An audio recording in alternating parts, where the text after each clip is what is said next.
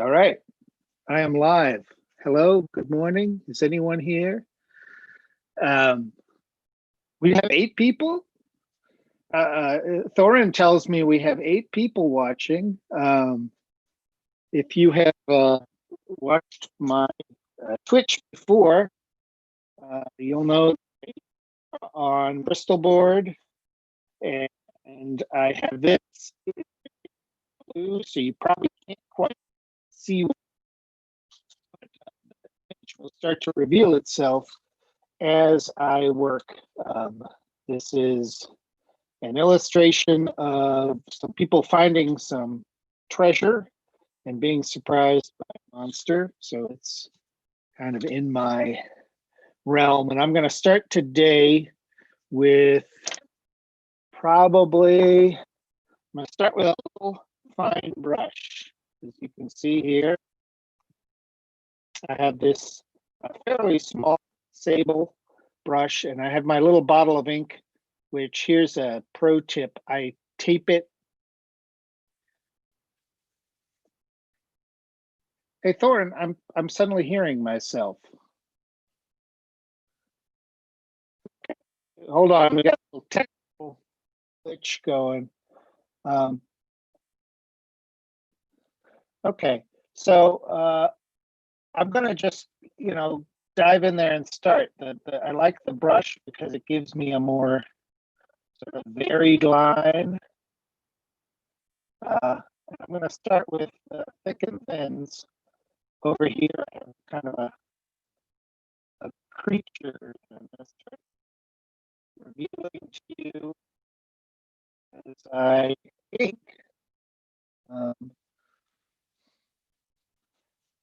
And that's what we're going to do today. I was kind of late last night, as we're probably some of you.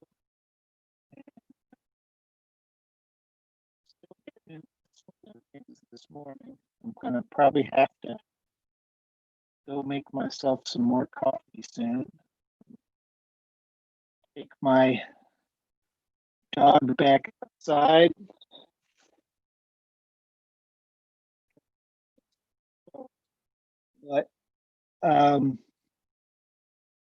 But yeah, see, I don't use the brush often enough, and I really should.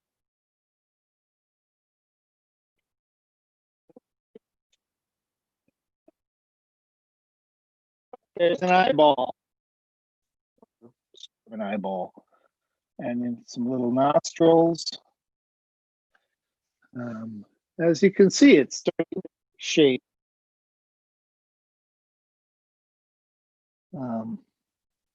But if you are attending Cyclops Con virtually,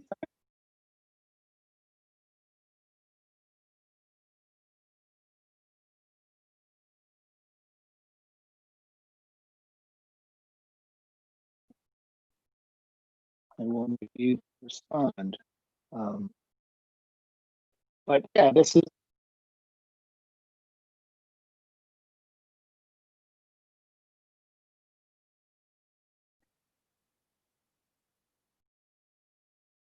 Thornton. I am using Bluetooth headset. Is that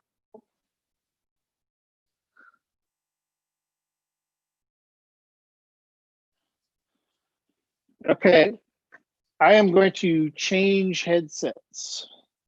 Hold on just a second.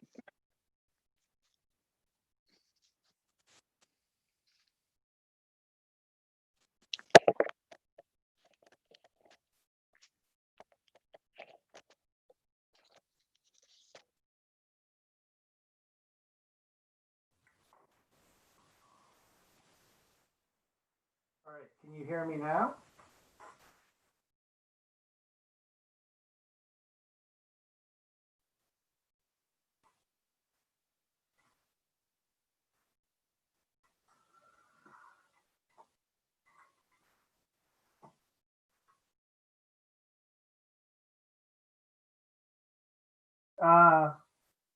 Well, I don't know what the hell is going on.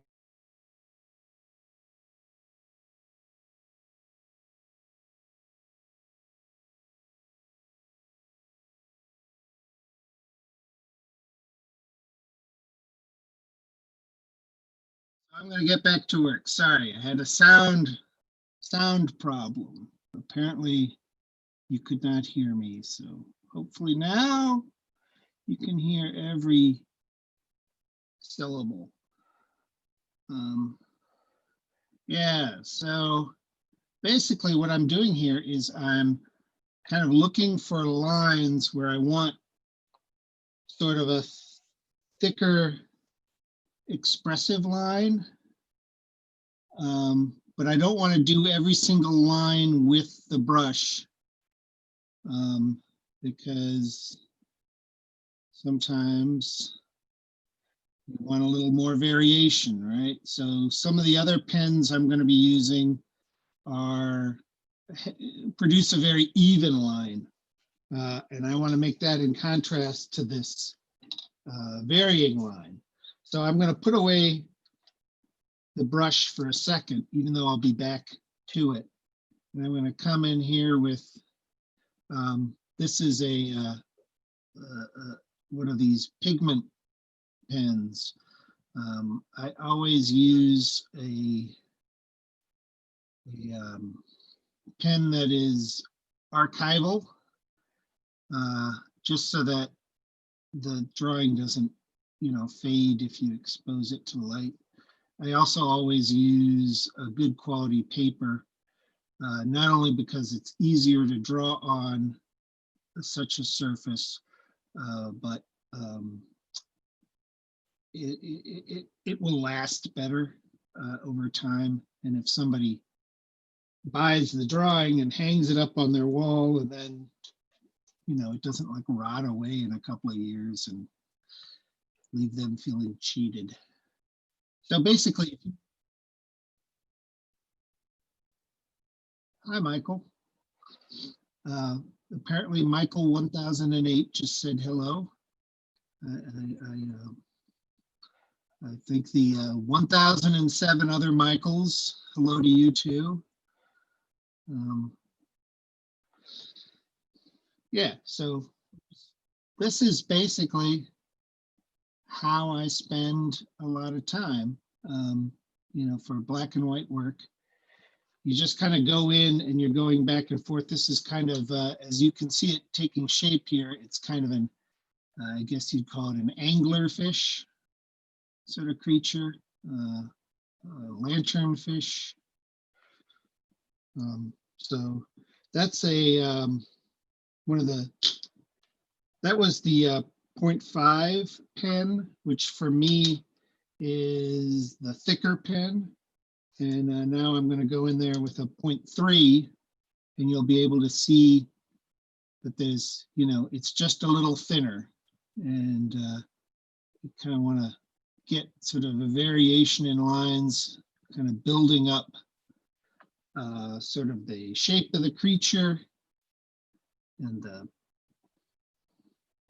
the idea here is that this little part that I'm drawing right now is sort of a little a lamp, like the deep sea fish. And so he's luring prey to his mouth. And yeah, so, this is more or less how it goes.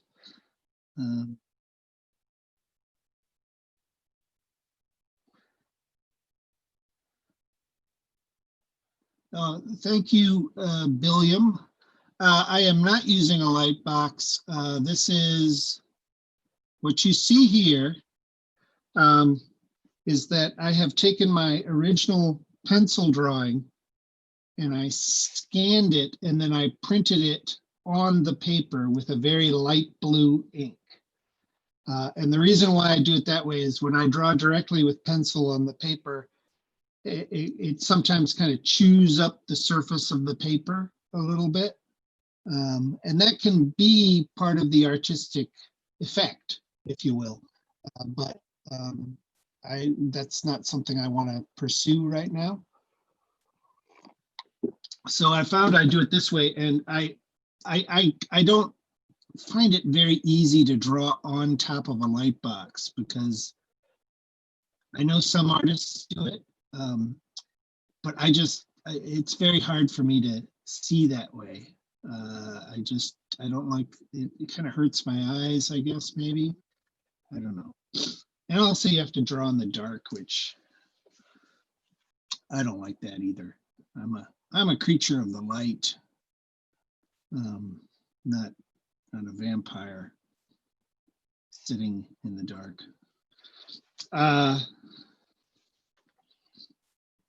Yeah. So what's everybody else been up to here on this fine weekend? You playing some games at night? Are you hanging out? Just being quarantine people? Yeah. What's up with you?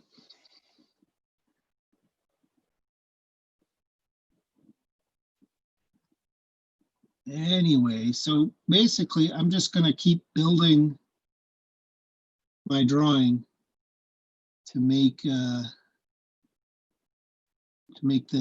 thing kind of take a little more shape as we go along. The paper that I am using today is called Bristol board, and if you are somebody who likes to draw with ink, especially sort of this pen and ink style, you know, rather than a more sort of using washes and things like that, then I would strongly recommend Bristol board. Is very, very good for like sort of that classic illustration work. I've also recently wanted to get more into using tones in my illustration, you know, like as opposed to line and hatching. I like to use more ink washes where I dilute the ink down to make sort of a gray. And so Bristol board is not the best type of paper for that. It's not very absorbent. So I'm probably later this week, I'm going to be switching to an illustration paper, like a mixed media paper, but I'm still figuring that out.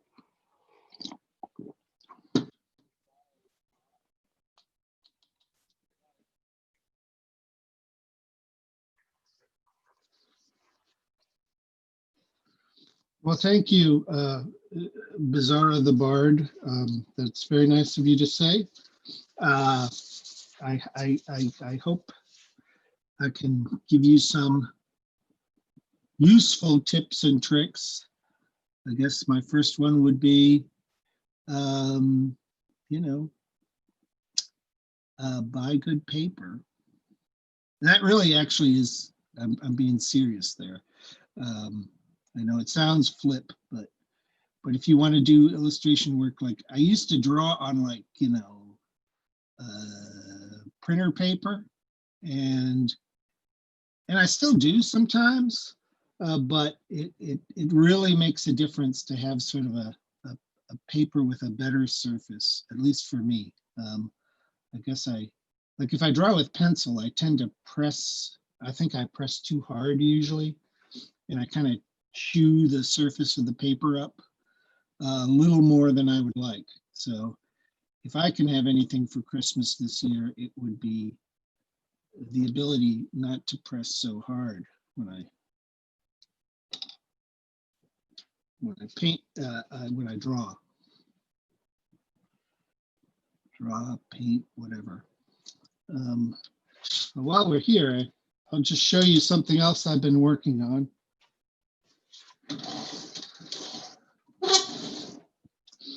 I'm gonna grab it. This is, I mentioned Christmas, so this is for a Christmas thing. Wait, let me get a little better positioned here. This is a holiday painting, so we have sort of a candy cane snake there. Anyway, that's just a sneak peek of some acrylic painting that I've been doing.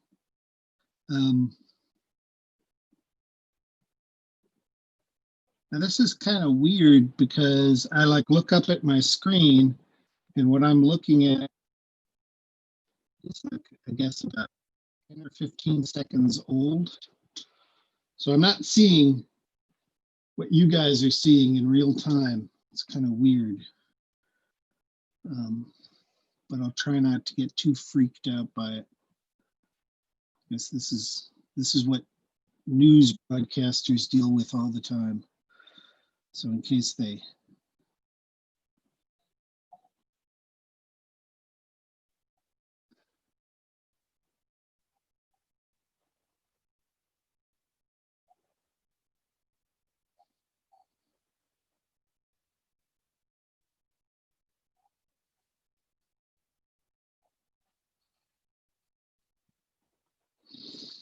Yes, Billiam Babel is talking about his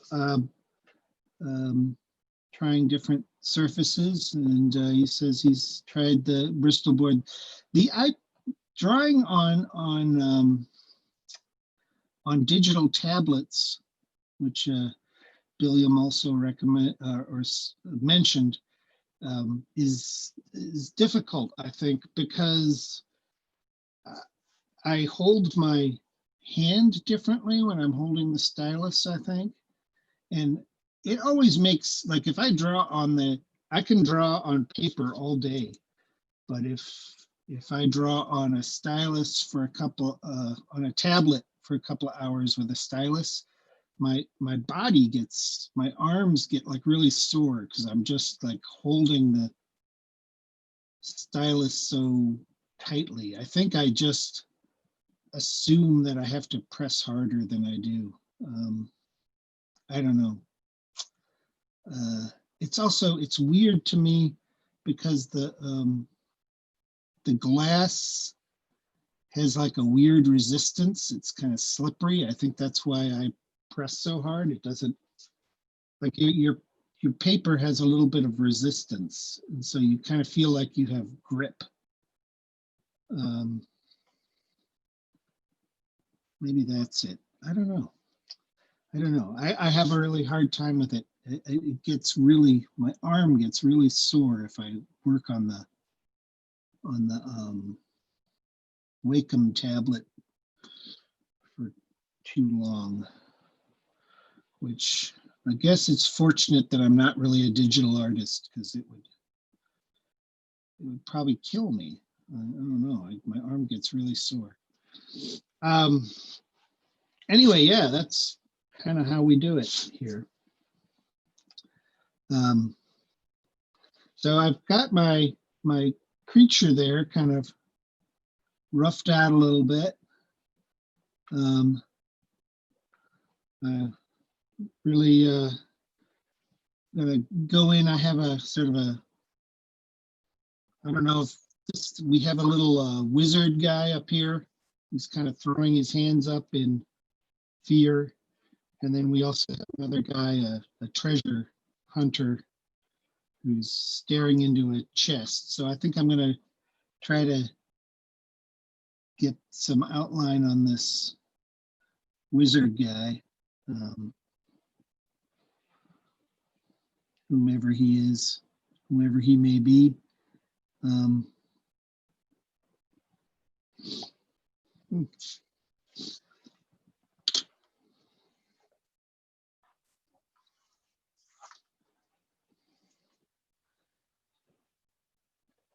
Yes, Lauren is asking how quickly this ink dries. So I was just drawing here, and I can put my finger on it and it's dry. Now, if I rub my hand, how do I say this? This ink dries a lot faster than this ink. This ink takes a little while, and it depends on how thick you apply it, right? So I try to apply it fairly thin, because otherwise I will just smear it all over the place. And it's something that if you've never used it before, using this type of pen or the brush, it takes a lot more practice to get good results than using, one of these pens. But what you learn with these pens and what you learn with things like this, it kind of applies to each other. It's not like completely different. And if I didn't like sort of the type of line I get with this these more traditional tools, I wouldn't bother with them, because it really, as you note, Thorin, it really is kind of inconvenient because they're wet. I mean, I don't think you can see it on the Twitch, but here I can see there's like a little reflection in here. There's a little bit of, while it's wet, I can see that it's still wet there. And so if I rub my hand across that, then I will have to either fix it or start over, so there is that. But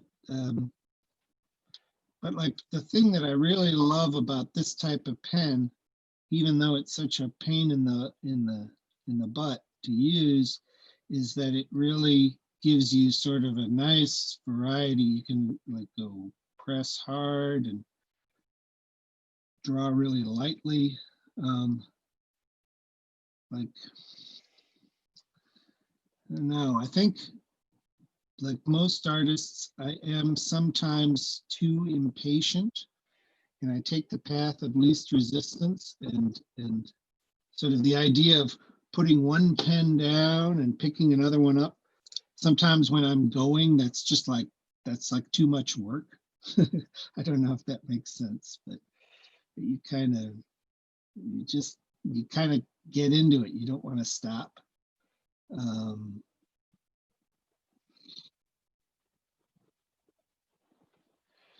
Yeah, so like as you can kind of see that there's a different character to the lines over here where I used the crow quill pen versus over here. And like these things, my plan is that I'm going to really build them up.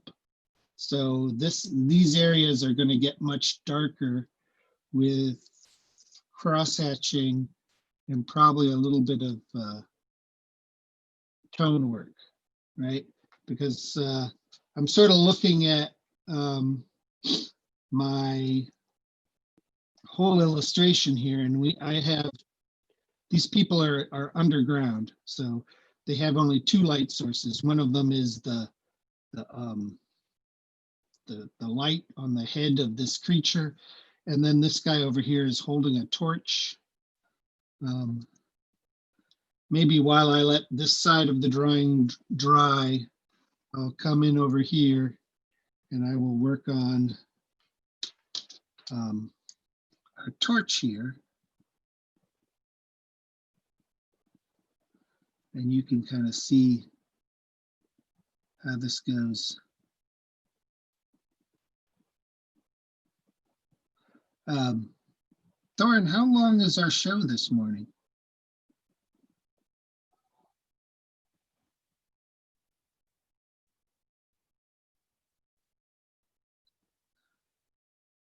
Okay. I'll just go for, okay. Yeah, I just want to see how far I can get this, I guess. So as you can see over here, I'm starting to kind of, with this side, I'm kind of going in with a very, very fine pen. And then I can go in with a slightly thicker pen and kind of give these things a little more shape. But yeah, I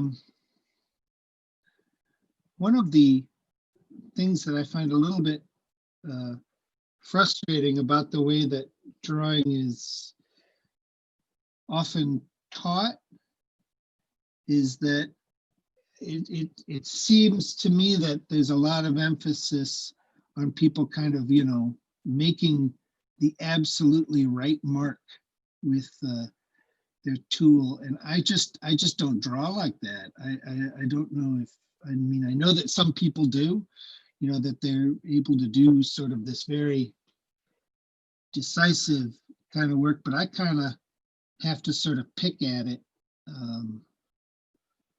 and kind of, you know, figure stuff out as I go along. Like one of the things I'm doing here is that down here we have a chest that's open and there's something sort of glowing in there. So I'm trying right now to figure out, okay, if it's glowing inside the chest, then the bottom part of his arm is going to be lit up. So I want to make the top part of his arm look dark in contrast. So I'm kind of fooling with that, but then at the same time, I have a torch right above it. So I might have even gone in too far there. I don't know. I might have to go in there with a little whiteout and pick some of that out to make it, you know, work right. Then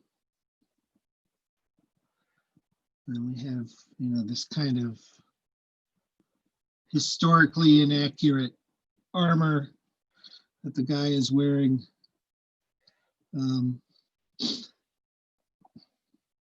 Okay, by this time now over here, this has gotten dry. I can touch it without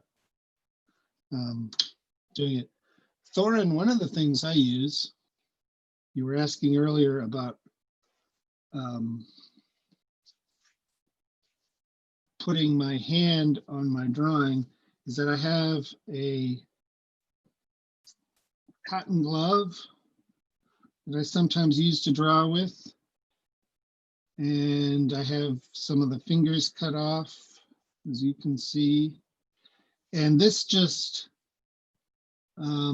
helps keep me from putting, like, if there's stuff on my hand or the oil from my palm sometimes gets on the drawing, and it can kind of mess up the way the ink spreads at times. I mean, that's not a terrible problem, but it does happen a little bit.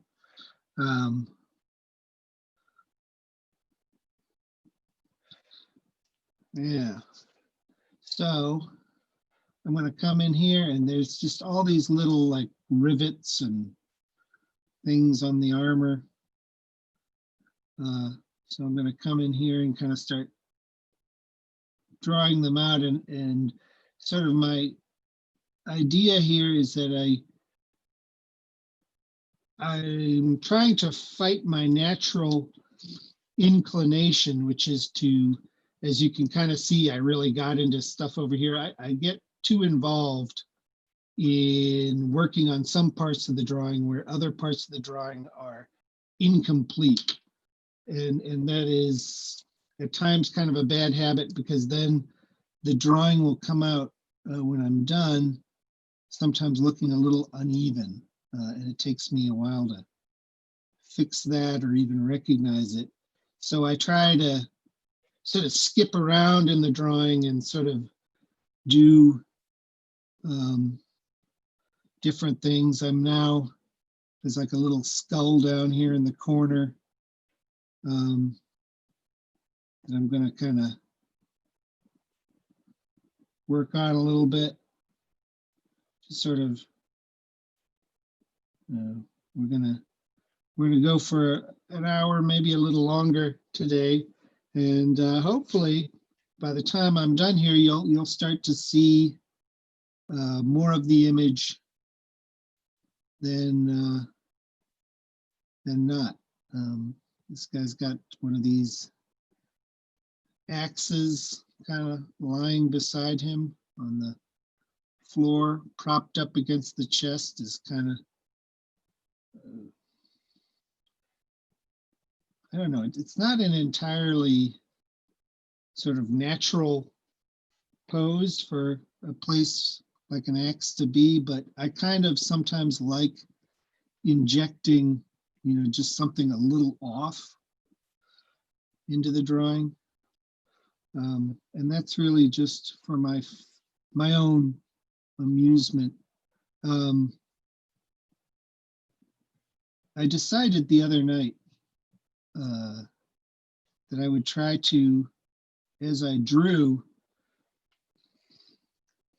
I realized that I like make up stories about what I'm drawing without even really thinking about it that much. And I think it's just to keep myself kind of amused. And it's also, drawing for me has always been very therapeutic. It has been something that I do when I'm happy, and it's something that I do when I'm sad. I kind of, it's like my therapy, I guess. Yeah, so, hey, buddy, I got to let my dog outside. He's really bothering me. He wants to go out. All right, go ahead.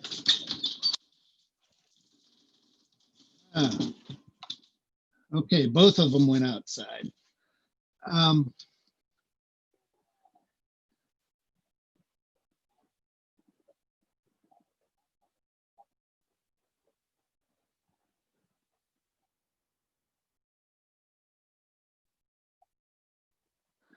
I love Errol Otis's work, and yeah, I mean, I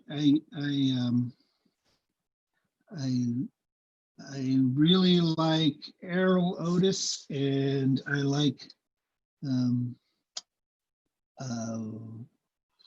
what's his name, Dave Trampier, or Trampier. I'm not sure how people pronounce it.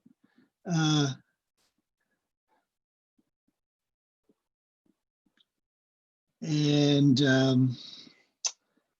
I really like a lot of sort of the Renaissance era illustrators, like Albrecht Dürer, or I don't know, it's so many. But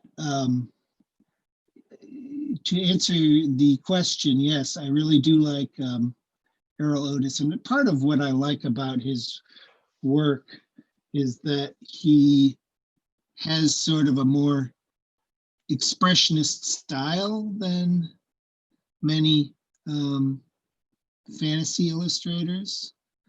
And there's also just so much humor in his illustrations. But it's not like, wacky humor kind of. It's just eccentric and interesting. It's not like, I don't know, silly jokes.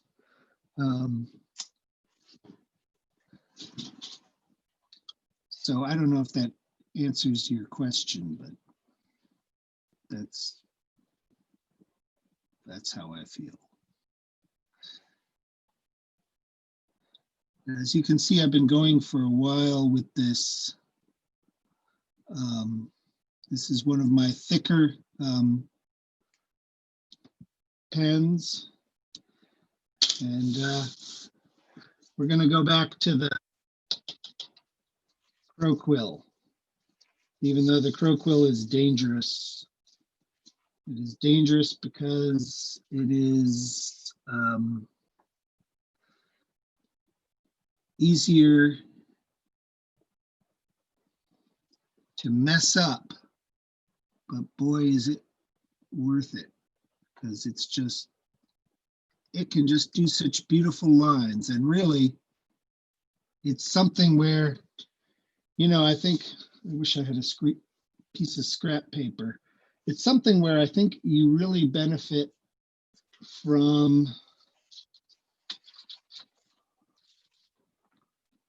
practicing. This is just a piece of scrap paper here. And one of the things that I think is really good to do is you just sort of take a piece of paper and you sort of, you're not doing anything in particular. You're just sort of practicing. And actually, if you are watching this, you can see this is just printer paper, you know, like inkjet printer paper. And look how different it looks on this paper versus that. But yeah, you just got to kind of play with the tool. And this crow quill pen is something that I've kind of gotten out of the habit of using, and I'm trying to get back in. It is really a lot more work, but I think it's a good tool. I mean, there's a reason why. I guess there's a reason why you know, you have this pen, which is like an antique sort of looking thing, and illustrators are still using it. There's a reason why. I've also I've enjoyed using, a lot of people are using that, those brush pens, which I should dig one of those out and see if I can. Well, this one's kind of burnt out.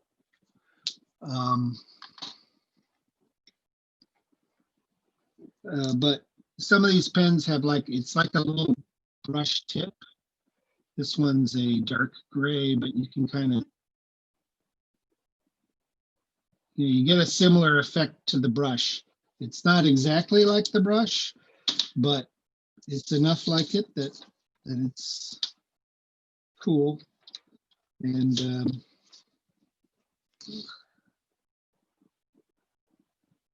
you know, I like that kind of mixture of lines in here, where I have just both these really thin ones and then thicker, more expressive lines. So we have kind of the wizard with a shaved head. I don't know why all the wizards have to shave their heads.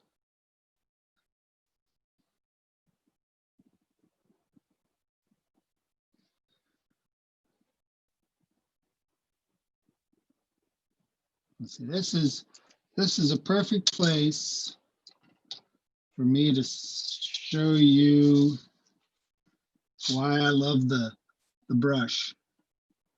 So I can come in here and you go, and then just sort of tilt the brush around and use a little bit of the side on it. And you can see how the line just suddenly thickens out. That is, somebody mentioned Errol Otis earlier, and that is one of the things that I really loved about Errol Otis's work always, and I would kind of become a little obsessed with it, was that he really uses varying line width to very good effect. You know, so that's kind of something you sort of, if you admire a drawing, try to figure out what about it you like, and whether or not you can incorporate that into your own work. It's just sort of a constant work. I'd actually be curious to know from the audience. To me, the idea of watching someone else draw seems like a very good way to sort of learn things, but I've never, like, I didn't grow up with this technology. So like the way I grew up, like drawing was something you did, nobody saw you do it, you know, it was a private function, I guess. And so now I'm being kind of like one of those women who men pay to watch on camera. Although I'm not getting paid today. I'm just doing this out of a free-spirited nature. But this might be, I think it's on Sunday night. Doug Kovacs and I will be having we call it a Smart and Cool seminar, where we'll be talking about art rather than doing art. And I'll have to try to be thoughtful and organized and smart when I'm doing that. So that's, when is that? Is it on at 9 p.m. on Sunday? Yeah, see, I should know these things.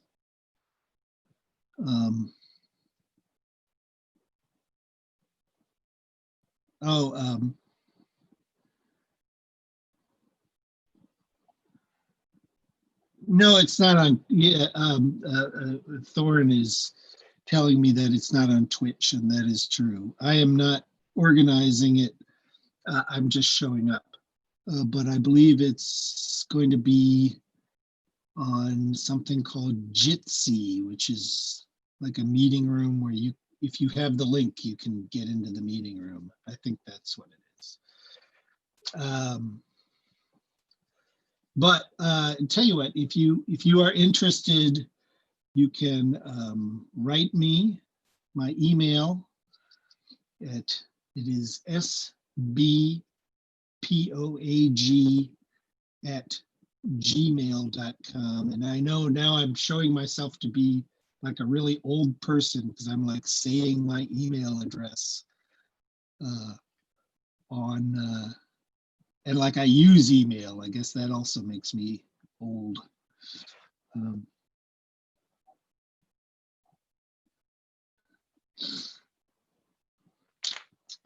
My inbox is full of, I'm probably still getting ads for the ink cartridges. It was, that is my memory of the early 90s, like people saying, oh, you're an artist. Yeah, I just signed you up for coupons by email for ink cartridges. And you'd say, oh, gee, thanks. Thanks, buddy. How about I sign you up for Amway? How would that be?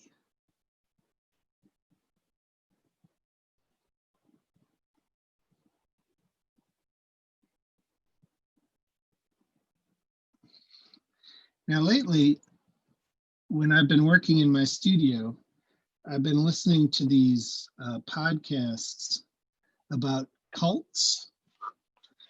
And it has made me really depressed because like people are all just like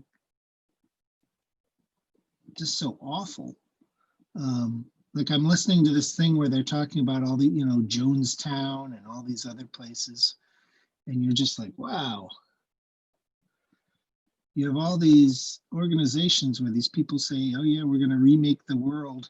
And it all ends up being just like, I really just want to tell other people what to do. And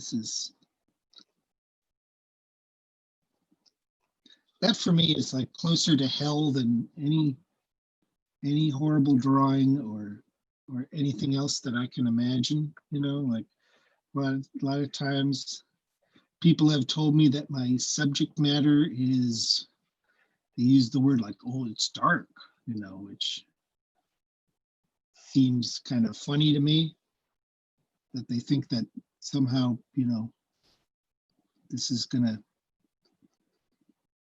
I don't know, impact my mental health to draw things that look kind of like monsters or, whatever. But, they've been saying that to me since I was a kid. And either I am like irredeemably insane because I haven't changed, or they're wrong, the two. I guess you get your choice. So please write in and tell me, have I just driven myself insane? Like, or are they wrong? That'll be another topic for our Smart and Cool seminar.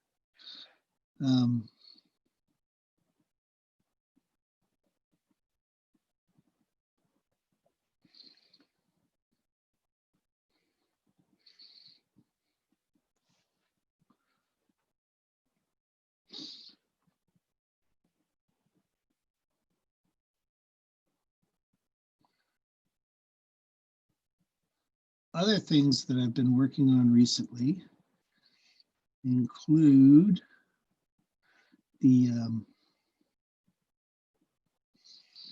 don't know what you would call it, a magazine.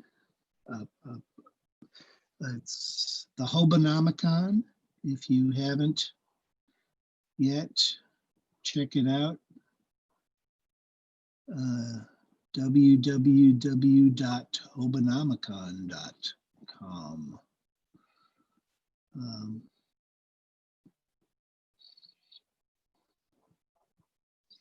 But yeah, with these little lines, I like to just kind of layer them up and work them up gradually. And I don't know if I'm gonna, I don't know how far I'm gonna get on this drawing here today, but we'll see.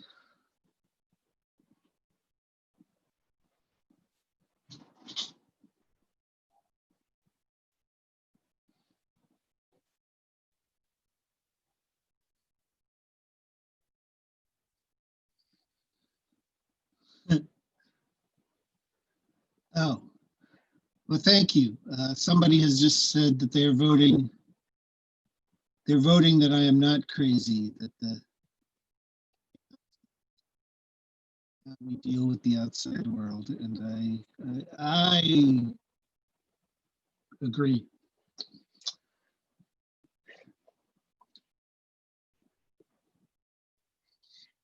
And to that, I would add that, you know, people who, I think that there's something fundamentally really weird about insisting that somebody who is interested in, I don't know, I guess, things that are fantastical, or dare I say a little dark, is somehow, you know, I don't know. It's kind of interesting that becomes an accusation of I guess moral insanity or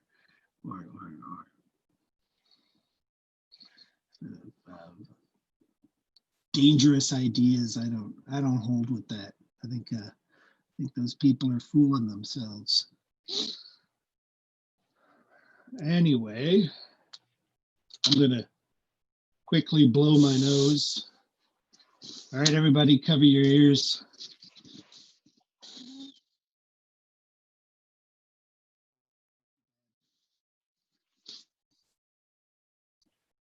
That was thoughtful of you, Thorin.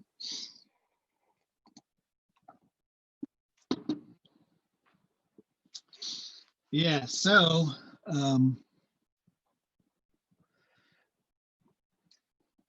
you know, this is pretty much my process. One of the things that I don't know why I like this, but I like my drawings not to have perfect borders.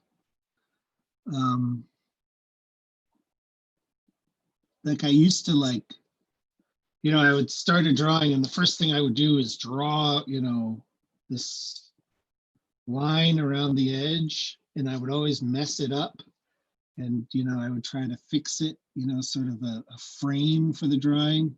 And then half the time when the drawing appeared in print, they would crop that line out anyway. So eventually I was just like, oh, well, fuck it. I'm not gonna bother drawing a line. And I kind of like the way it looks when it sort of wanders at the edge, you know, it just kind of, so that's something that, I mean, I enjoy, but it doesn't necessarily mean that it makes it to print, because the layout artists, they always do something. Sometimes they crop things in, you know, tighter than I would have, or vice versa. And it's just sort of, you know, it's a collaborative process. You can't help it. You gotta just sort of put up with it. One of the things that I do with when I need to ink, like here, this area behind the monster's head is just going to be black. So I go around the edges with a finer brush, because it's a little easier for me to control. And then if I want to, then I go in there with a bigger brush to fill out, you know, the larger areas. But one of the, I used to buy this ink called Super Black, and that's actually what I'm using right now. But I used to get very good results with it, and I don't know if it changed or I changed, but the results are less good these days. So I might be looking for a new sort of black ink. I don't know if my bottle of Super Black spoiled or. Oh, here's another thing that I'm doing. You can see in here that I painted in around the tongue, and I left like a little white line that I didn't ink, just so you can see where the underside of the tongue is. That's something I like doing, kind of something I learned over time. If that little white line bothers me, I can take it out later. And if I forgot to put it in, I can go in with a white ink. Like here's a little jar of this. It looks like, just looks like white paint. It's kind of thicker than ink, and this is pro white, but there are other kinds. And I can put in those little lines just to give it like a little separation, right? Sometimes it looks good to me to have that little white line in there, sort of separating a black thing from a black background. And sometimes it looks better to me to just leave it.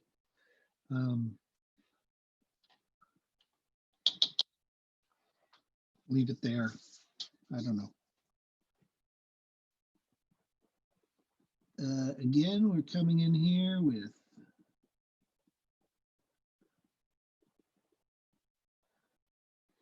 getting a little bolder now here.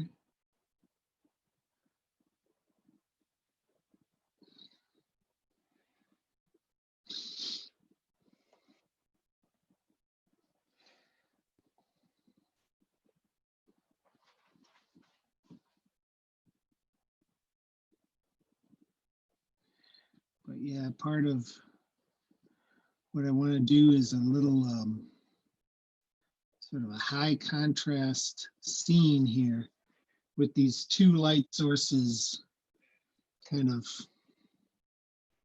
defining what we can see.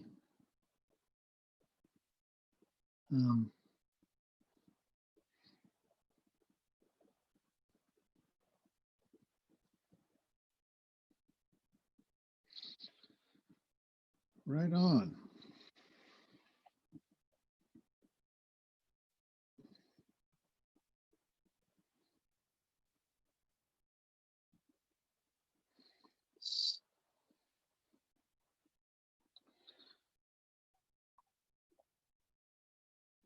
Okay.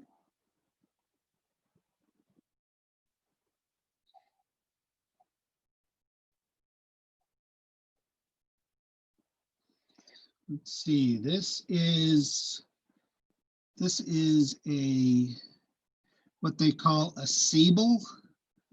And I'm not sure if it's actually made of animal hair or it's made of something like that, but it's kind of a traditional illustrator's brush. It's called a Sable Round, and you know, like your different tips have different shapes. I'm gonna try to, oh wait, I could just show you. Like this one here, this is what they call a flat, and you can see it's like a little wedge. I don't use this very much with ink, but I use this a lot more when I'm painting with paint. And this is a, I don't know how well you can see that. Let's see if I can I'll get a bigger one. This is a round, and that's a fairly big one. I actually probably don't know if I will ever use this, but it kind of gives you the idea of the shape of the brush. And I use, for illustration, I would say 90% of what I use is around, just to kind of make these expressive lines. So those flat wedge shaped ones I almost always use with paint rather than ink.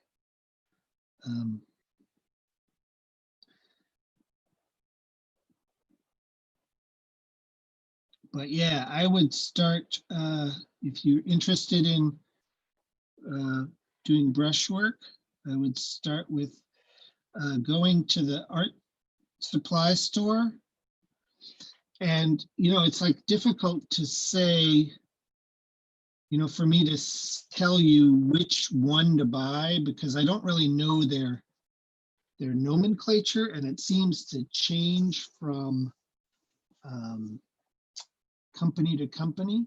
But most of what I use is something they call a Sable Round, and the size is usually 0 or smaller. So I think some companies call it a 00 or a 000 if it's, you know, getting smaller and smaller.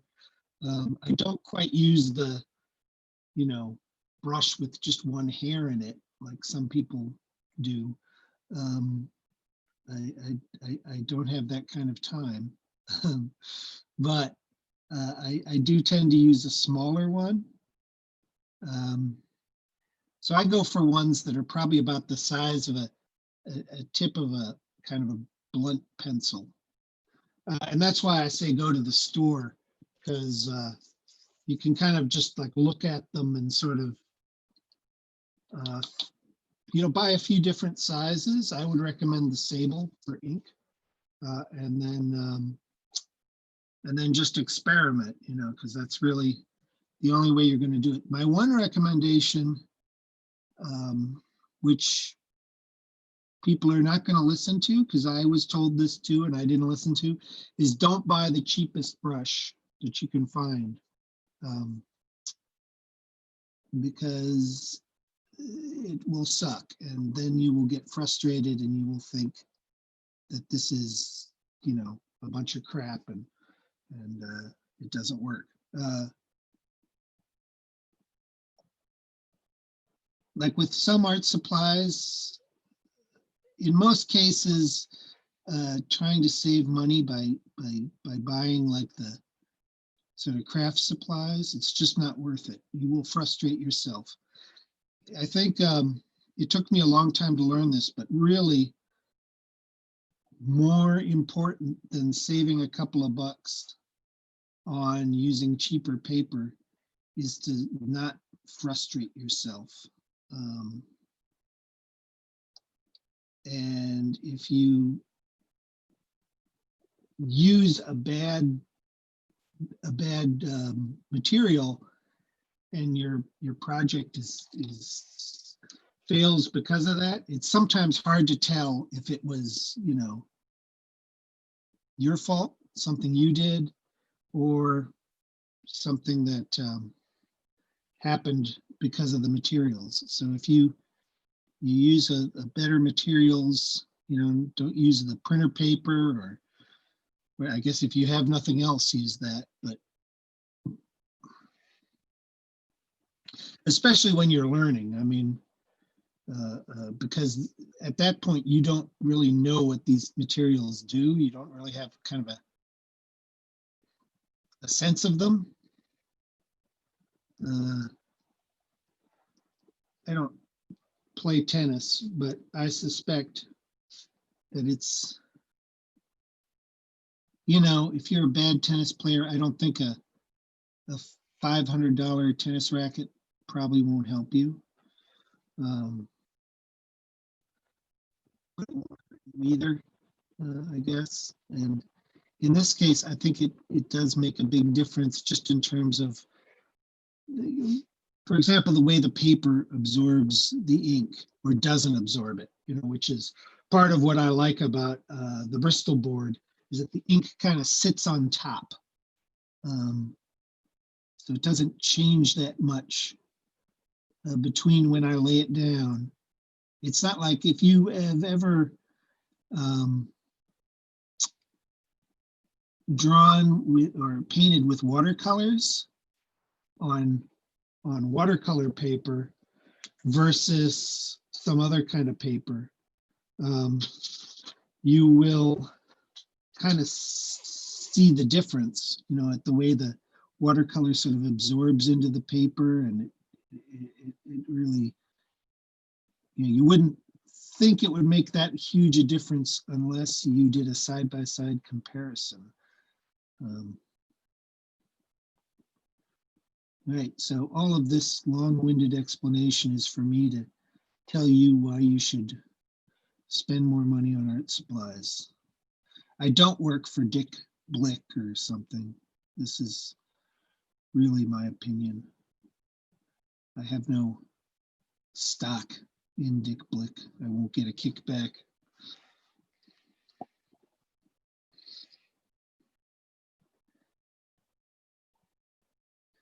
But yeah, I used to buy these cheap drawing pads and get frustrated because my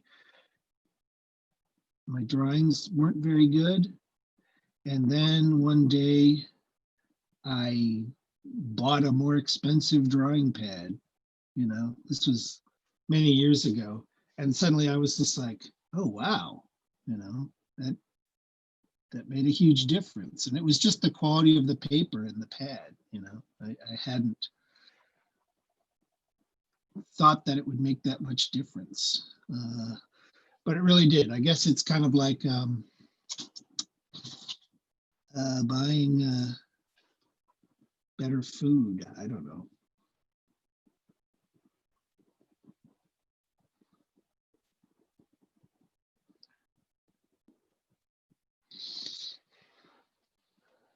An artist is a good person to be in a pandemic. Hey, what are you doing over there? Oh, my dog is doing something.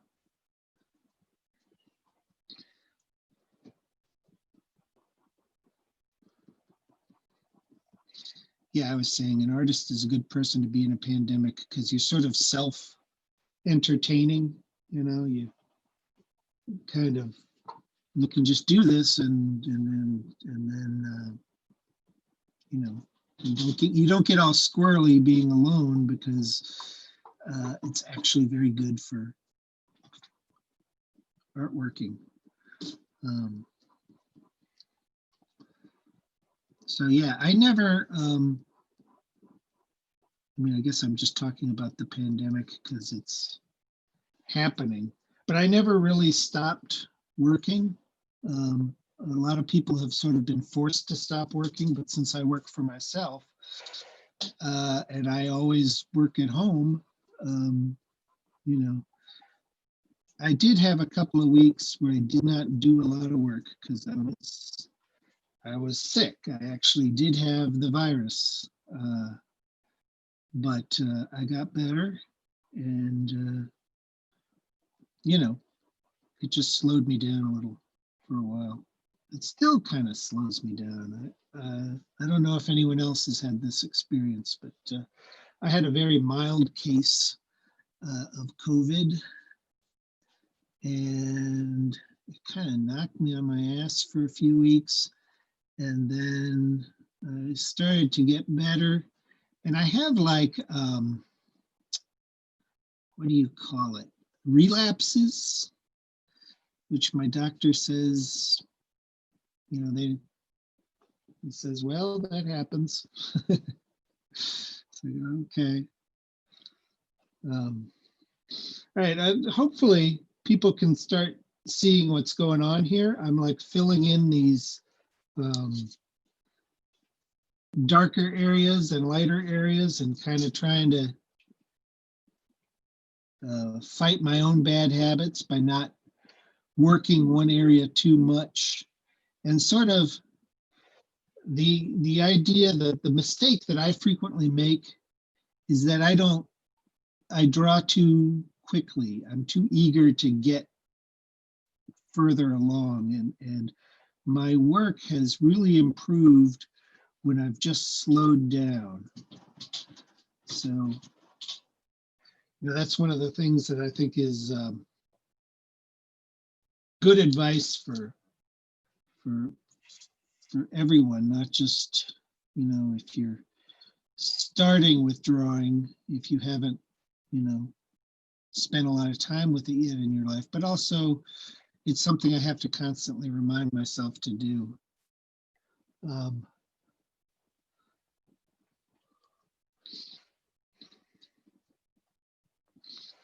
But yeah, I mean, this is kind of a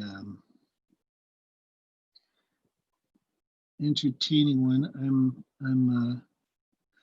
I'm probably eventually going to go into this with ink washes, which if you're not familiar, an ink wash is something where if I take a little bit of, you know, kind of a little bit of water and mix it with my ink, and this is a terrible paper to be doing this on, but you can kind of see how it, you know, I can use it for tone. And so eventually I'm going to do that in some of these areas. Part of my sort of aesthetic that I've been working on for a few years is kind of combining the two. I really like, you know, kind of line work and hatching, but I also like tone. And historically, hatching and tone don't really go together very often. If you sort of look at the history of illustration and drawing, you either have hatching or you have tone. You don't often have the two of them together. And there's a reason for that. I think in the past, there were a lot of printing processes where they had to use, if they wanted the illusion of tone, all they had was hatchwork, right? So hatchwork is either black ink on the paper or white ink on the paper.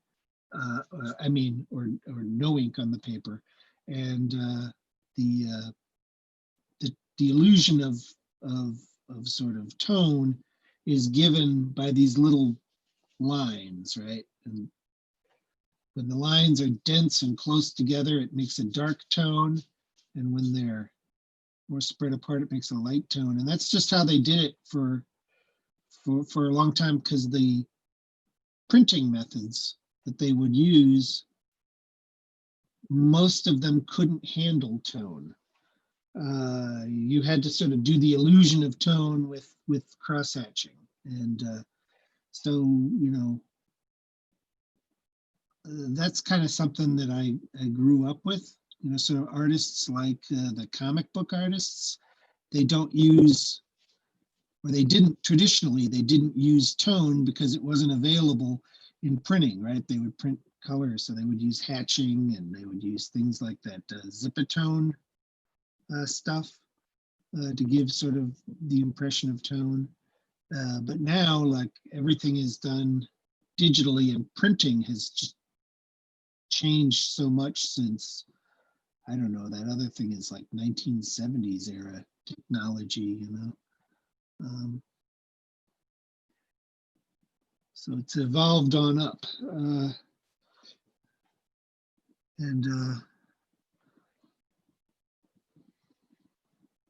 Yeah, I don't know. I don't think I'm making a lot of sense right now.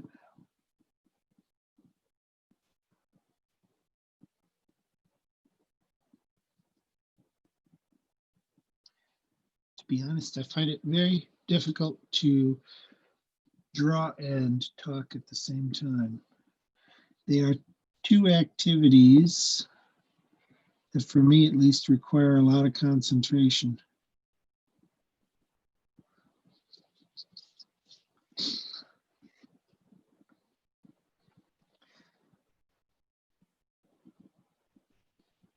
Sort of I would not have made it as Bob Ross.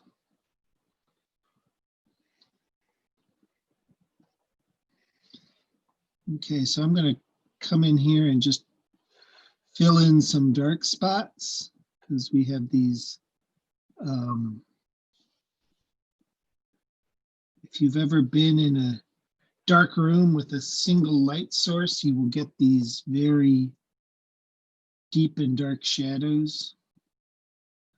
And that's kind of what I'm trying to put in here.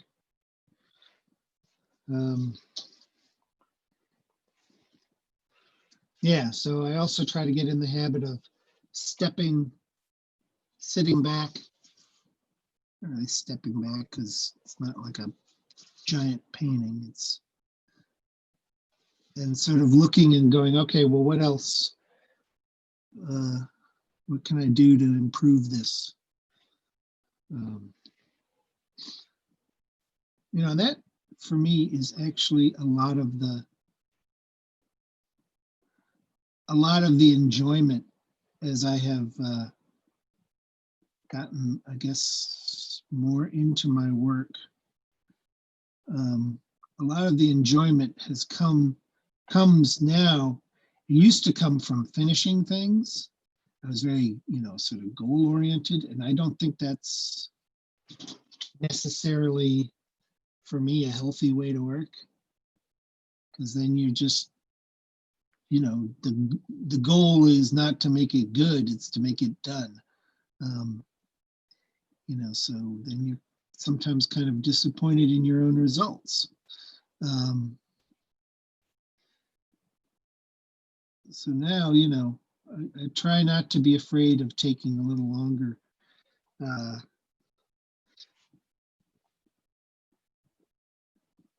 a lot of the work that I did 10, 15 years ago, if I had any regrets, I try not to have regrets, because I think they kind of fuck with your head. But if I had any regrets, it's that sometimes I could have slowed down a little and done better.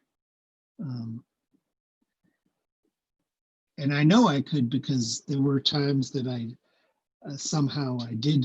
was forced somehow to take longer, and in retrospect, I can see that helped, you know, make for better work.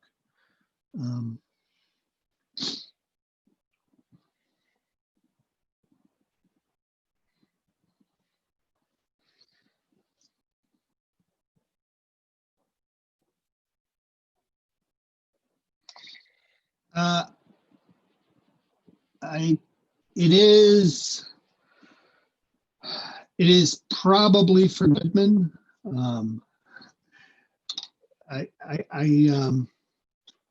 This is actually a drawing that is based on another drawing that I did years ago. And I just want to revisit. I'm going to actually show you the drawing that I'm redoing. And I'm really doing this more, this isn't like specifically for print. This is more for an exercise, but I'm gonna, this is the,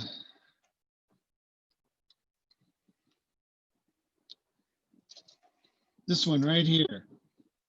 I'm redoing this drawing. This is from page 17 of the handbook.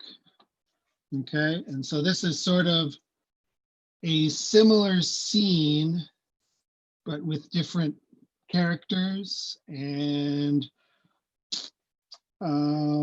yeah, and I'm really doing it for myself as sort of an exercise and a learning experience, but I'm also doing it, you know, if Joe wants to publish it, then great, and if he doesn't, then you know, that's fine too, because I'm really doing it for myself. If like in a future printing of the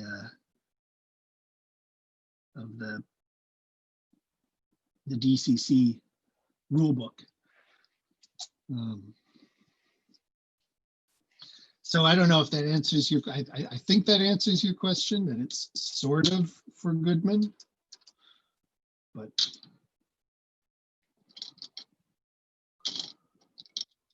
not necessarily. And coming in with a different, thicker pen.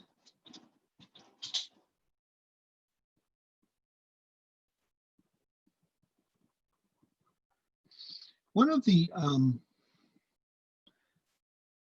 artists who I really learned a lot by looking at his drawings. I don't think that my work is very much like his, but I don't think that matters. I think he's still, I'm not sure how to pronounce his name, David Macaulay or Macaulay. And he did these different architectural books for young people that I had when I was a kid. There was one called Cathedral, and there was another one called Castle.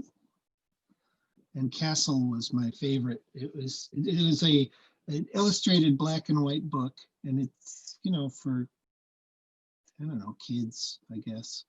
But they are both really really well illustrated, and he does, you know, this very sort of hatch mark intensive work. So I really feel like I had those books as a kid, and they really kind of helped me sort of envision how cool drawing could be. Because he would like get in there and draw every little detail. He also did a book called Cities, I think. He's done a lot of kind of books about the underground train stations and stuff like that. You know, he does a lot of what I would call sort of cutaway drawings, you know, where you can see inside, like you can see the outside of the castle, but you can also see inside the different rooms inside of it. So naturally, I was pretty drawn to that stuff. I like those sort of explanatory drawings, maybe.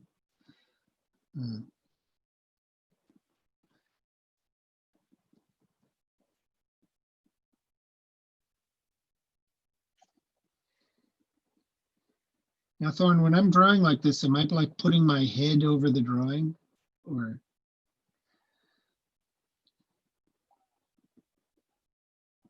Okay. All right. All right. Perfect. Perfect.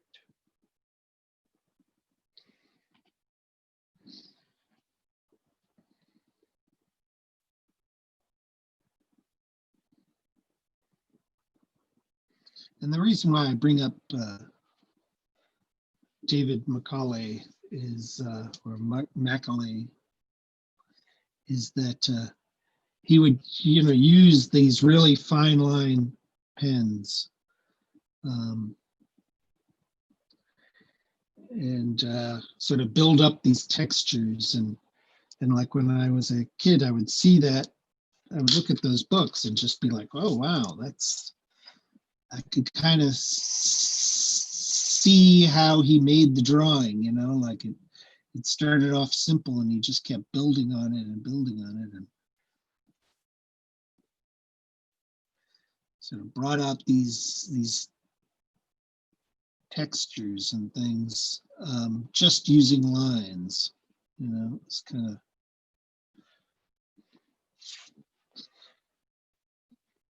very educational. I think the best way to learn things about drawing is to look at other people's drawings and to do it, I guess, too.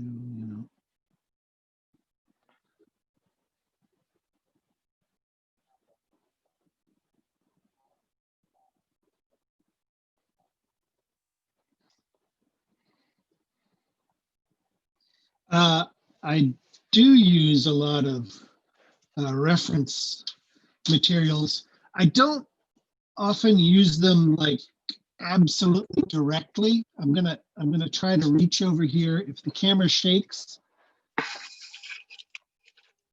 don't be alarmed. But I wanted to get this book. I have 2 or 3 of these books, and they're by this guy. I think they're out of print. I had these since I was a kid. And the artist is, his name is Funken, Funcken, and he did a series of books on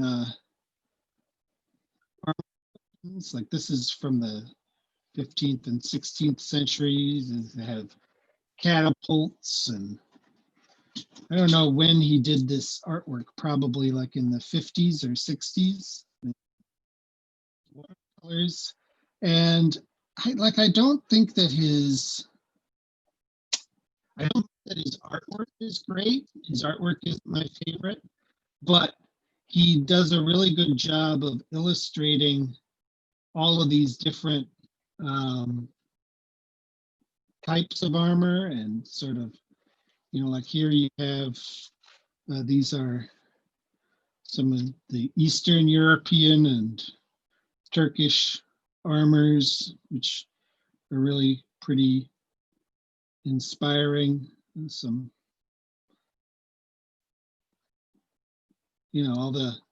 so these kinds of things I actually find really useful. But I don't, to be honest, I don't usually like sort of copy out of the book. I mean, I guess sometimes I look at things like this, the way these different plates fit together to make the armor. And I also use kind of Google images and other things a lot, just to see how they fit together. But I kind of like to develop my own sort of look for technologies. So I'll make things that, I don't think that I have this piece of armor on this guy's forearm. I don't think it's particularly, historically accurate. It's, probably not completely useless as a piece of armor, but probably not great either. It's just a little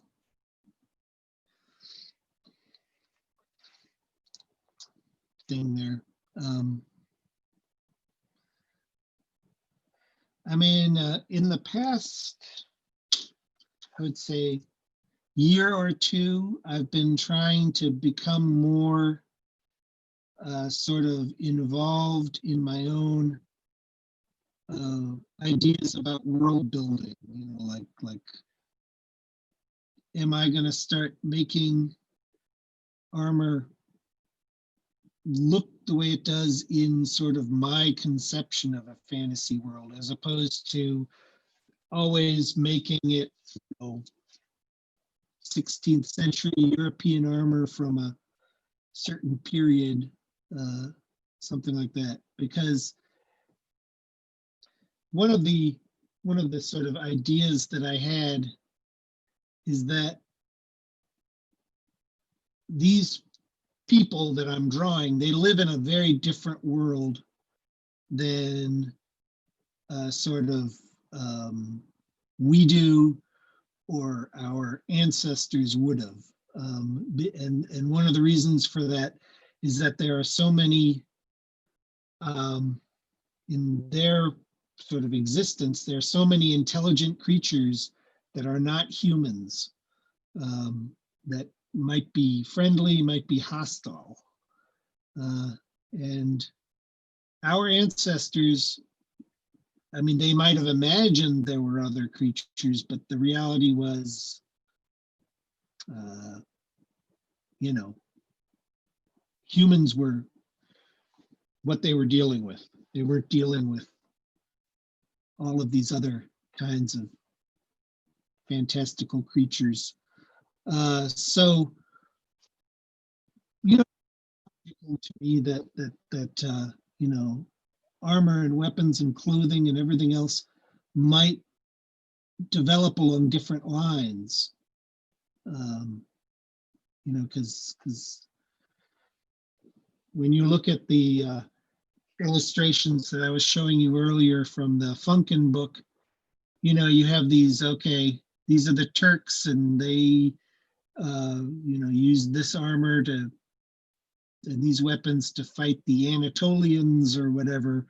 You know, it's all kind of tied into our history of humans and how different.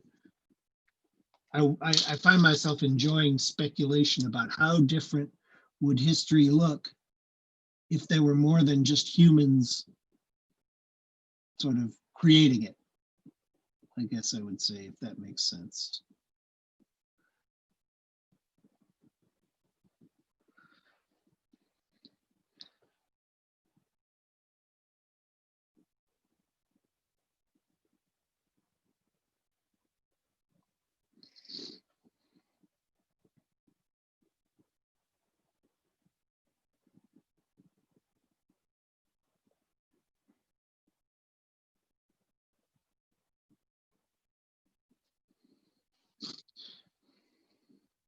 Yeah, this is actually going very well. I'm pretty happy with this one so far.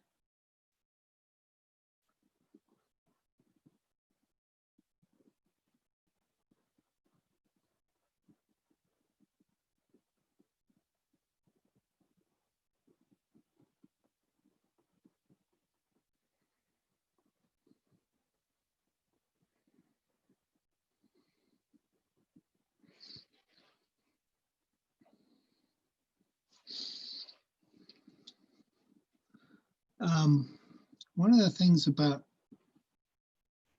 working with the lines, I can see a problem developing right here, in that maybe you can see this too from where you're sitting. This area right here where I've just put in this cross-hatching is starting to look really flat, right? And I don't want it to look flat. I want it to look like this is the ceiling curving away behind this guy's head. So I'm going to try to go in there and just like, so I'm putting more lines in there to kind of drive it back. So that maybe implies a little bit of shadow behind the wizard's head to kind of make that. You see how it's kind of moving back? And that is the thing that, you know, I spend most of my time doing, is kind of trying to fix things I did before, I guess. I don't know. I'm going to go to a thinner pen.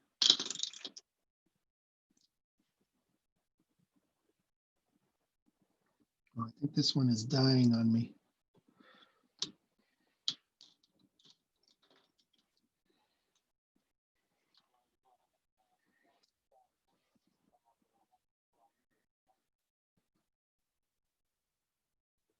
Oh, yes, thank you, the Bard. Thank you to the Bard. Well,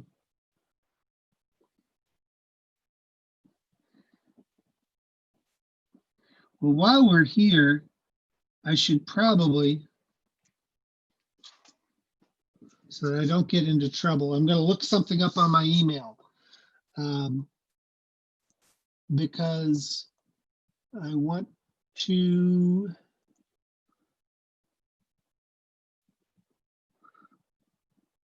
let's see, I want to find my Hobonomicon schedule.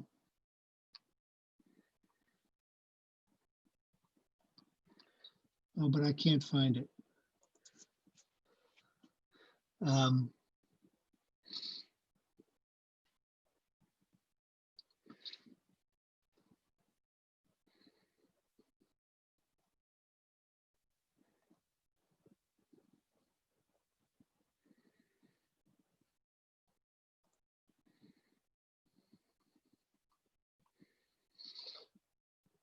Okay, it's Sunday, 8 p.m. Eastern.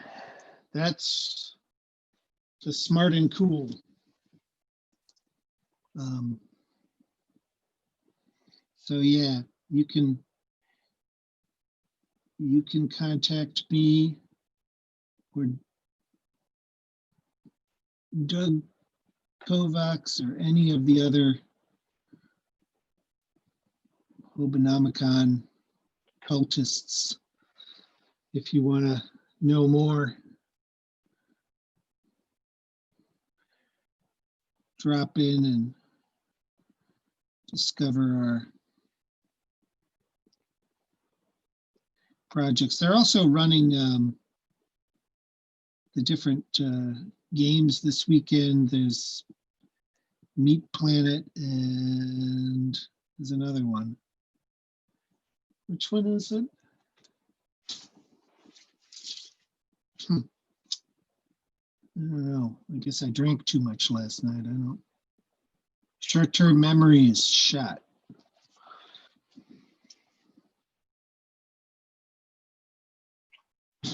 Oh, thank you. Thorin has put the link in there. Now I'm trying very hard this time to remember what I didn't do the last time I did a Twitch was that I didn't explain when Thorin was telling me something, so people didn't understand why I was saying certain things. I would just suddenly start talking about something. So now I'm trying to, because I'm told you cannot hear him.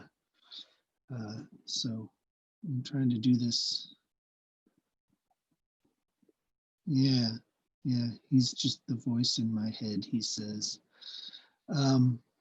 Which is good because this voice isn't telling me to kill them all. That was a joke, by the way. An inappropriate, terrible joke.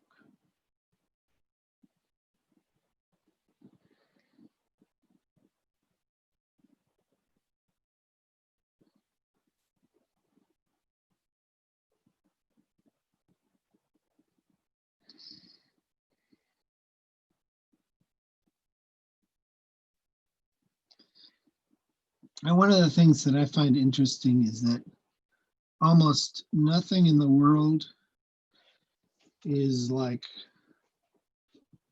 perfect, like perfectly made. Like things always have like little curves and dents and dings on them that shouldn't really be there. And I try to like insert that into my artwork. I try to have things look maybe a little off sometimes. So this handle on this box isn't like absolutely perfect.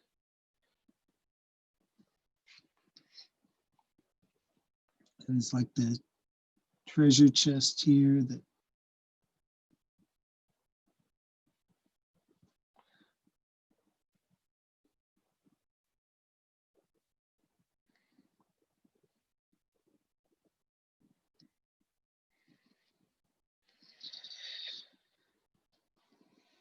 all right, are you starting to see, you guys starting to see how this drawing comes together?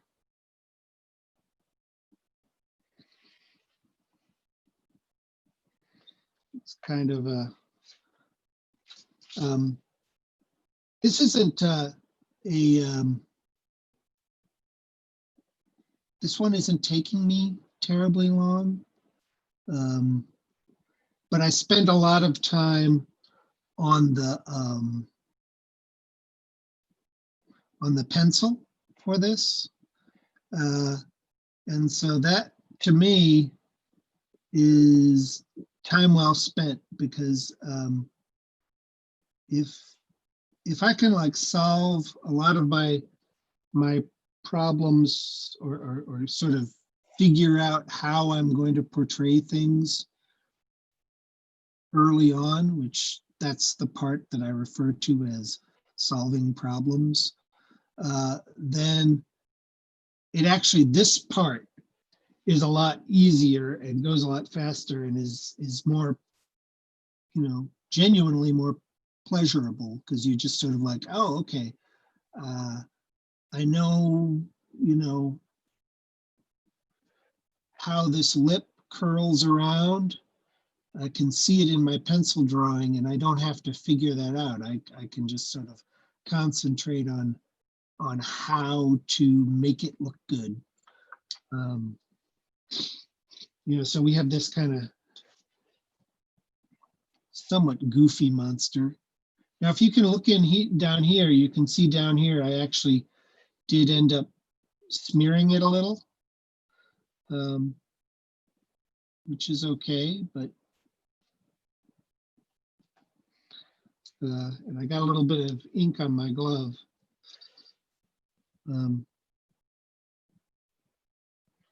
So I always have to put my initials somewhere in the drawing. So in this one, they are carved into the side of this chest.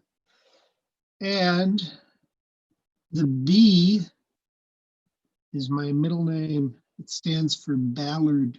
So there, you learned something today.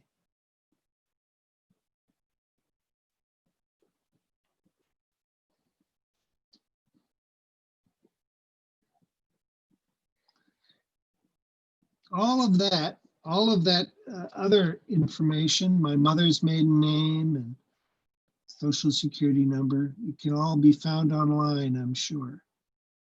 So, I mean, if you are going to raid my bank account, go ahead. I mean, there's not much in it. Good luck.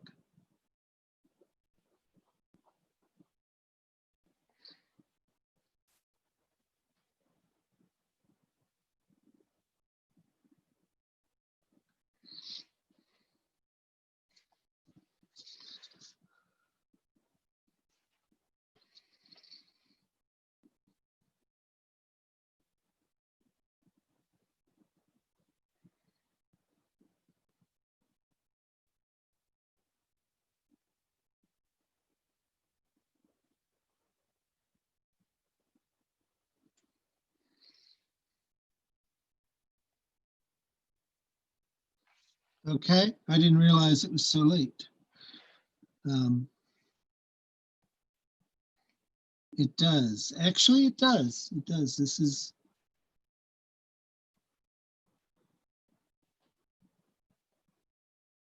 I will tell you,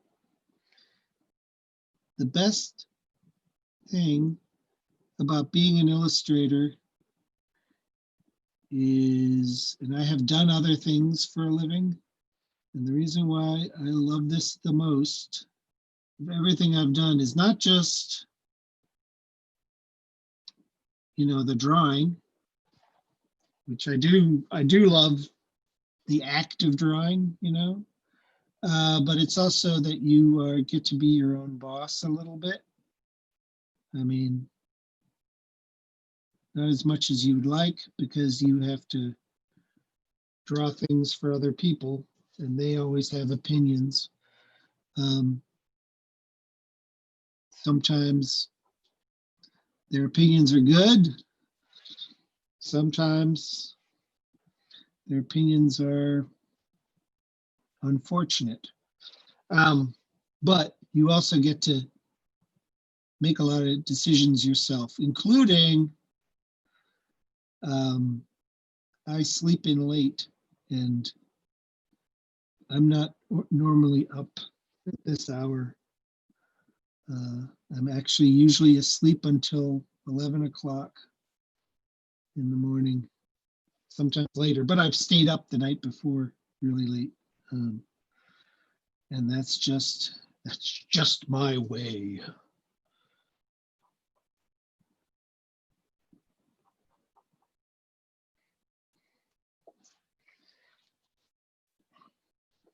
All right, I'm actually very pleased at how well this one is going. This was a good choice for me to work on. This is a good omen for the day.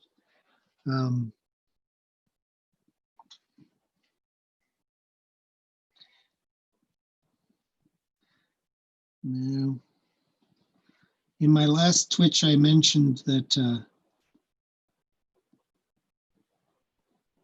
horses were, in my opinion, the hardest thing in the world to draw.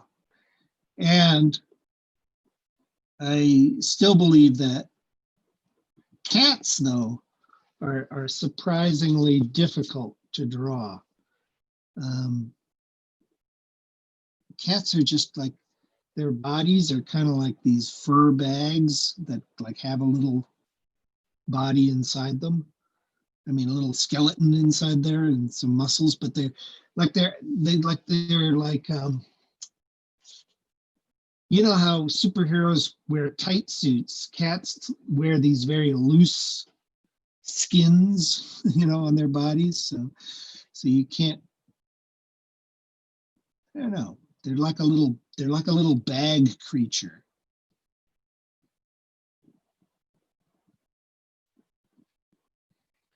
That makes them difficult to.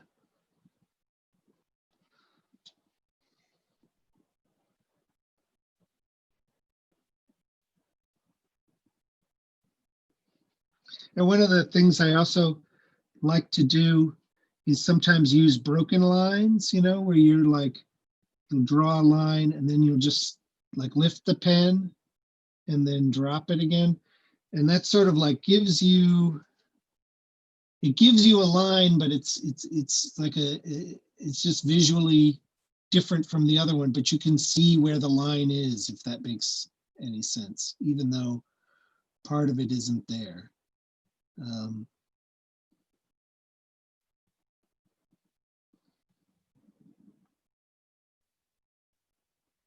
It's like a simple thing. What else is going on at Cyclops Con today? Does anyone know anything? Anyone looking forward to something super special?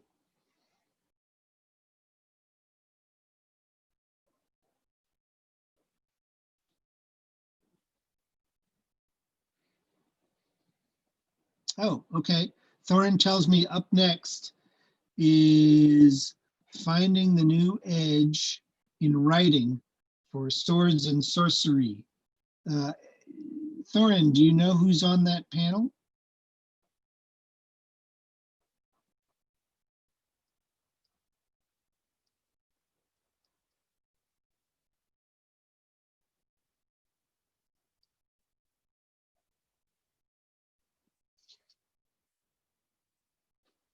Okay.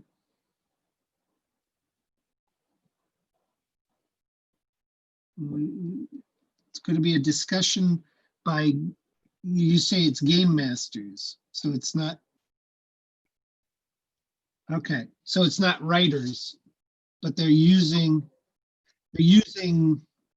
oh, okay, they're writing adventures. I should let you finish.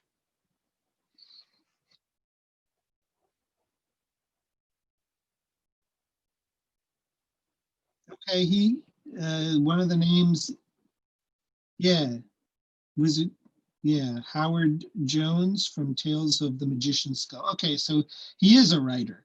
He's not just, I shouldn't say just a game master, but yeah, he does publish, swords and sorcery fiction. I think he's the, I think Howard Jones is the editor of Tales from the Magician's Skull.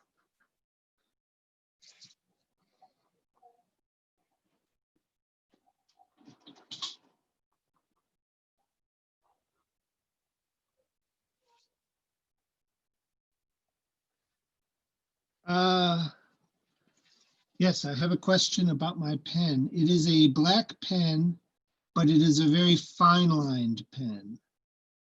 So I am drawing a series of fine lines, and the closer I draw them together, the darker it looks. So here, I'm going to show you right here. See that is turning darker now? That's like 3 layers of lines. So first I go up and down, then I go side to side, right? And then I go diagonally.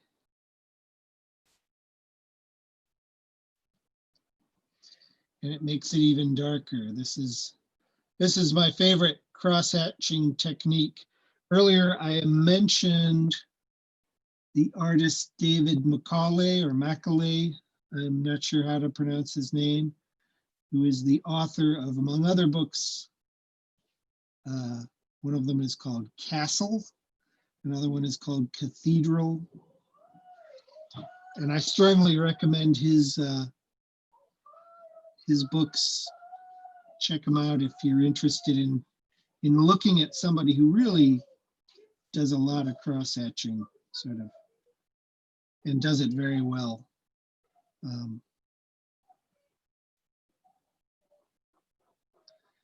I mean, if anyone is watching and is like either an aspiring artist or just interested in working on your own illustrations for your own stuff, then I would definitely recommend finding people whose work you like and then figuring out what it is about their work that you like and studying that. And, you know, the first step, you know, is to copy them. And you will fail to copy them because you are not them, whoever it is. It's not a condemnation of your abilities. It's just how it is, right? And then you'll kind of figure out from that, okay, what did I learn from copying David Macaulay and how can I make it my own? And I think that's, you know, that to me is how you learn to draw. There's a lot of other things you got to do too, though. I mean, I think you got to like just practice, I guess. How are we for time? Okay, Thorin tells me I have about 10 minutes. So I'm gonna try to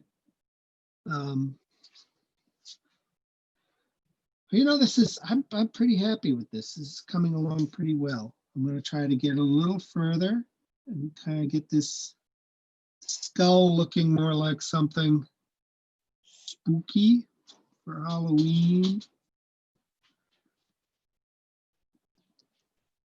And I hope everybody is enjoying their weekend. I know I am. It's suddenly cold up here in Michigan, but that's okay. That's what we expected.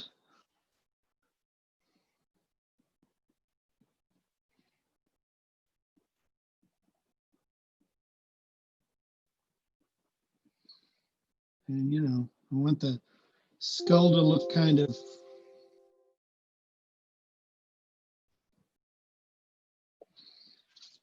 this, I don't know. It's not my best skull ever, but it's not my worst. I'm going to work on it some more. Figure out what's wrong with it. I don't like this part in here. There's something funky in there that I got to fix. So really what I need to do is go look at a skull and figure out why my skull doesn't look right.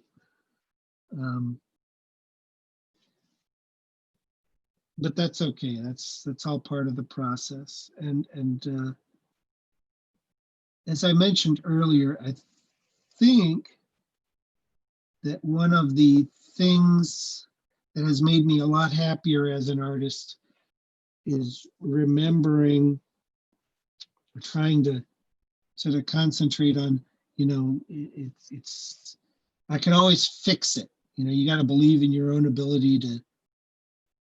I think it's easy to become discouraged, especially when, you know, you work hard on something and it doesn't quite turn out the way you wanted. But as you become better at your craft,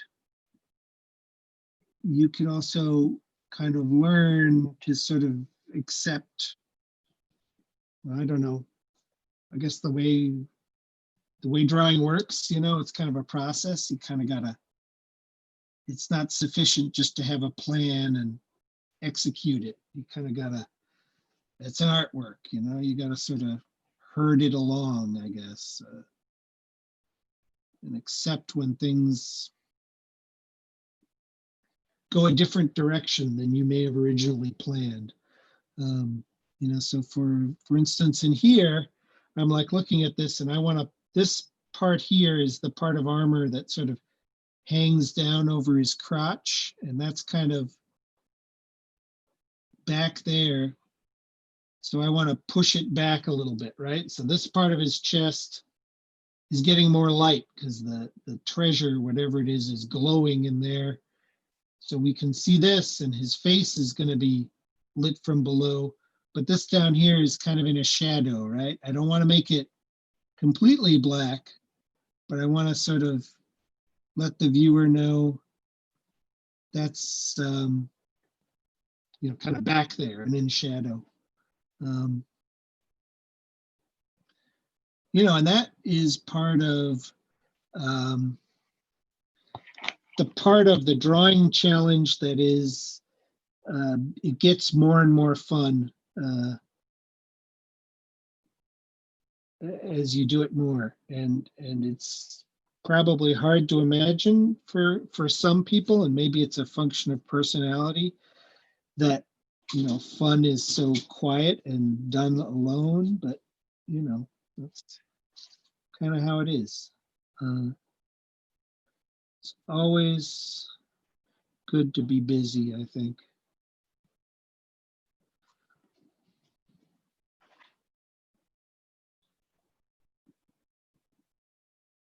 All right, I'm gonna take a,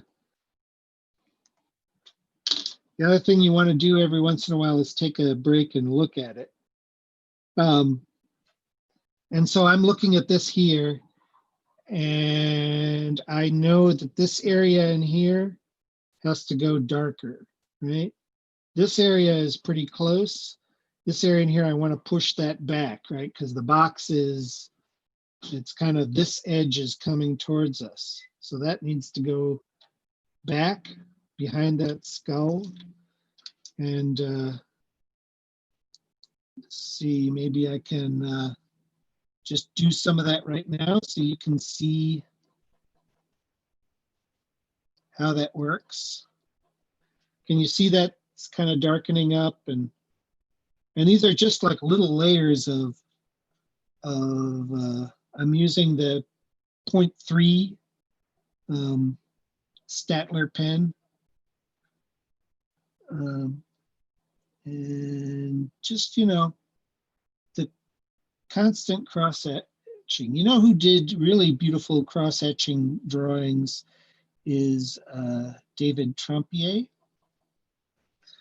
And he also did a lot of drawings where he would use these sort of textural lines that I really like. A lot of his ink work.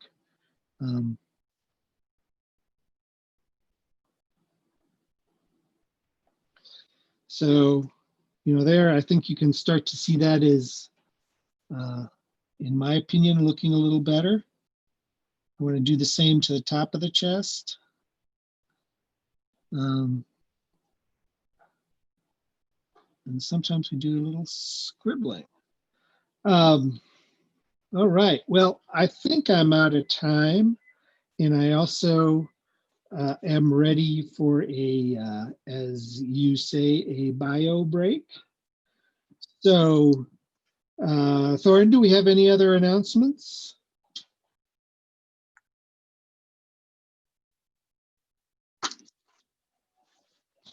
Oh, well, thank you all. It's been my pleasure. My last tip for the day is that when you are walking away from your table, always put the cap on your bottle of ink. I've learned through sad, terrible experience that this is best practice.